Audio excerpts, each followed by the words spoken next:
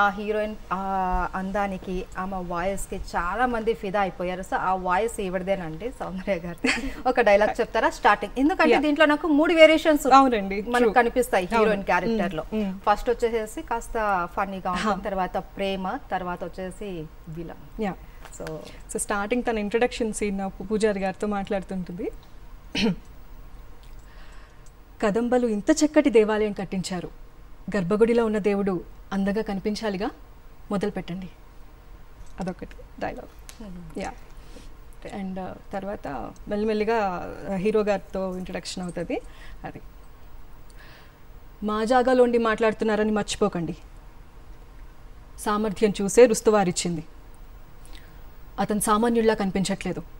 అతని మాట నడవడిక చూస్తుంటే కాంతారాకి నాయకుడిలా అనిపిస్తున్నాడు. అండ్ మా కాంబినేషన్ సీన్ ఒకటి ఉంటుంది, అన్నా చెల్లెలు కాంబినేషన్ సీన్.